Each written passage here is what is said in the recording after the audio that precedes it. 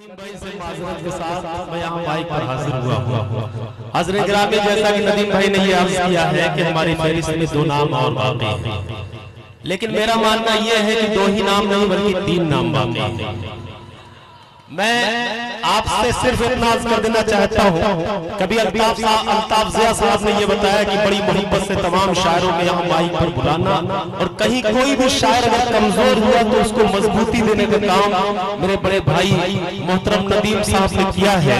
नदीम फर्रुख साहब की शख्सियत के कई पहलू हैं। मैं सबसे पहले तो ये बताना चाहूंगा कि दौरे हाजिर में अगर निजामत की बात आए तो मैं ये दावे के साथ कह सकता हूं कि पूरे हिंदुस्तान भर में नदीम साहब का कोई भी सानी नहीं है। अगर आप इस बात की ताईद पूरा मजमा तालियां बजाकर करें, मैं इधर सभी लोगों से चाहूंगा। मेरे मोहतरम नदीम फर्रुख साहब की शख्सियत का एक पहलू ये भी है कि वो एक अच्छे नाज़िम के साथ साथ एक अच्छे इंसान भी है। मेरे मोहतरम नदीम फर्रुख साहब की शख्सियत का एक पहलू ये भी है कि एक अच्छे नाज़िम के साथ साथ एक अच्छे इंसान के साथ साथ वो एक अच्छे शायर भी है। तो इतने अच्छे सामीन के दरमियान अगर नदीम भाई आप शेर ना सुनाए तो शायद कि आपको भी अफसोस रह जाएगा। मैं 4 मिसरों से आवाज देना चाहूंगा, नदीम भाई को तालियां बजाकर आप इस्तकबाल करें कि टूटी हुई कश्ती को किनारे भी मिले हैं, टूटी हुई कश्ती को किनारे भी मिले हैं, तूफान से दुनिया को सहारे भी मिले हैं, टूटी हुई कश्ती को किनारे भी मिले हैं, तूफान से दुनिया को सहारे भी मिले हैं। और दुनिया में कोई जान से प्यारा नहीं होता, कुछ लोग मगर जान से प्यारे भी मिले हैं। जोरदार तालियां हो जाकर इस्तेमाल करें। बुजुर्गों और साथियों, मेरे भाई शादाब आज़मी ने मेरे लिए बहुत मेहनत की और बहुत सारे लफ्ज़ उन्होंने खर्च किए। हालांकि मैं इस लायक तो अपने को नहीं मानता। हाँ, इतनी बात उन्होंने जरूर सच्ची सच्ची कही कि आप अच्छा सुनने लगे हैं, तो ये मेरे लिए भी सादत की बात है कि चंद शेर मैं भी आपकी खिदमत में पेश कर लूं ताकि मेरी भी हिस्से में आपकी कुछ दुआएं आ जाए। वैसे दिल भाई यहाँ तशरीफ रखते हैं, जहां तक मैं उनके चेहरे को अगर पढ़ पा रहा हूं तो मैं ये समझ रहा हूं कि रिज़्क़ हलाल तो हो चुका है। कुछ शेर मेरे भी सुन लिए जाएंगे तो मामला ठीक ठाक हो जाएगा। इजाजत है तो शेर हाजिर करूं? बहुत शुक्रिया। 4 मिसरे पढ़ता हूं पहले ताकि आप तक पहुंच सकूं, और वो 4 मिसरे ये हैं कि सुबह मगरूर को वो शाम भी कर देता है, सुबह मगरूर को वो शाम भी कर देता है, शोहरतें छीन के गुमनाम भी कर देता है, सुबह मगरूर को वो शाम भी कर देता है, शोहरतें छीन के गुमनाम भी कर देता है। वक्त से आंख मिलाने की हिमाकत न करो, वक्त इंसान को नीलाम भी कर देता है। वक्त से आंख मिलाने की हिमाकत न करो, वक्त इंसान को नीलाम भी कर देता है, वक्त इंसान को नीलाम भी कर देता है।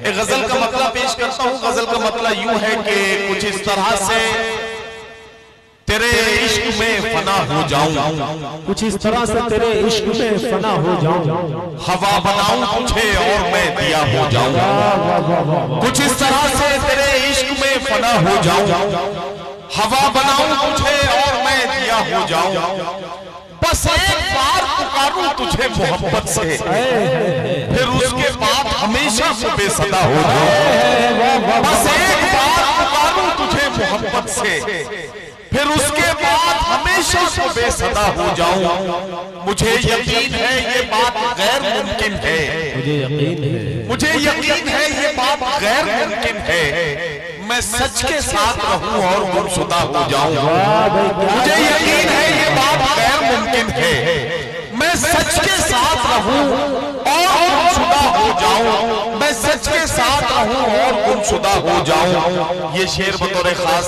समाप्त कर ले हज़रत गिरामी कि मेरे खुदा मुझे एक ऐसी शब अता कर दे, मेरे खुदा मुझे एक ऐसी शब अता कर दे कि अपने आप से कुछ देर को जुदा हो जाऊं। मेरे खुदा मुझे एक ऐसी शब अता कर दे कि अपने आप से कुछ देर को जुदा हो जाऊं।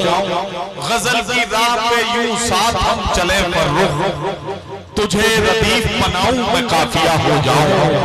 गजल की राह पे यूं साथ हम चले पर रुख, तुझे रदीफ बनाऊं मैं काफिया हो जाऊं। तुझे रदीफ बनाऊं मैं काफिया हो जाऊं। और एक मतलब दो शेर और सुन ले बस हज़रात गिरामी। अच्छा, ये मेरे भाई आज़म शाकिरी साहब का हुक्म है, एक मतलब एक शेर के लिए वो पढ़ देता हूँ मैं। मतलब पेश करता हूँ कि वो शख्स बाअमल था मगर जिद बढ़ गया। वो शख्स बाअमल था मगर जिद बढ़ गया, अपनों से दूर होके मुसीबत में पड़ गया। अब शेर सुने कि मिट्टी से अपनी जो भी वफाएं न कर सका, मिट्टी से अपनी जो भी वफाएं न कर सका, वो पेड़ आंधियों में जड़ों से उखड़ गया। मिट्टी से अपनी जो भी वफाएं न कर सका, वो पेड़ आंधियों में जड़ों से उखड़ गया। उसने भी सबके साथ मेरी की मुखालिफत, उसने भी सबके साथ मेरी की मुखालिफत, जिसके लिए मैं सारे जमाने से लड़ गया, जिसके लिए मैं सारे जमाने से लड़ गया। और ये शेर बतौर खास कि जिस दिन मेरे उरूज की उसने खबर सुनी, जिस दिन मेरे उरूज की उसने खबर सुनी, उस दिन से उसका ज़हनी तवाज़ुन बिगड़ गया। उस दिन से उसका ज़हनी तवाज़ुन बिगड़ गया। उस दिन से उसका ज़हनी तवाज़ुन बिगड़ गया। आदमियत का निगहबान बनाने के लिए, आदमियत का निगहबान बनाने के लिए कोई दरवेश हो सुल्तान बनाने के लिए, कोई दरवेश हो सुल्तान बनाने के लिए। अब शेर सुने कि मेरी किस्मत कि ये दुनिया मुझे पहचानती है, मेरी किस्मत कि ये दुनिया मुझे पहचानती है। लोग मर जाते हैं पहचान बनाने, जिंदाबाद जिंदाबाद, मुझे पहचानती है। मेरी किस्मत की ये दुनिया मुझे पहचानती है। लोग मर जाते हैं पहचान बनाने के लिए। तेरी तस्वीरें लगा रखी हैं दीवारों पर, मैंने कमरे को परस्तान बनाने के लिए। तेरी तस्वीरें लगा रखी हैं दीवारों पर, मैंने कमरे को परस्तान बनाने के लिए। तेरे बख्शे हुए जख्मों पे नमक डाल दिया, अपनी तन्हाई को लोबान बनाने के लिए। तेरे बख्शे हुए नमक डाल दिया, अपनी तन्हाई को लोबान बनाने के लिए। हज़रात गिरामी बहुत शुक्रिया आपका। मैं एक बात कहना चाहता हूँ, जितने भी लोग यहाँ बैठे हैं इसमें अब कुछ कहने की जरूरत नहीं है। ये साबित हो चुका है कि आप लोग गजल के आशिक हैं। आप सब गजल से मोहब्बत करने वाले लोग हैं, गजल की हिफाजत करने वाले लोग हैं। मैं आखिर में एक ही बात कहना चाहता हूँ कि हसीन रात है क्या जगमगा रही है गजल, गजल से चाहने वालों बुला रही है गजल। एक बात हमें और आपको समझनी पड़ेगी कि गजल का कमाल यह है कि गजल का शायर अपने महबूब को ज़हन में रख के शेर कहता है, लेकिन गजल जब अपना जादू दिखाती है तो गजल ये कमाल दिखाती है कि सामईन में बैठा हर शख्स ये महसूस करता है कि ये शेर उसके लिए कहा गया है, ये उसकी मोहब्बतों की कहानी है, ये उसके इश्क की दास्तान है। यही गजल का जादू है जिसे अब आप महसूस करने वाले हैं। मैं कहना चाहता हूँ कि कभी हजरत खुमार वाला मनकवी ने कहा था कि एक पल में एक सदी का मजा हमसे पूछिए, 2 दिन की जिंदगी का मजा हमसे पूछिए।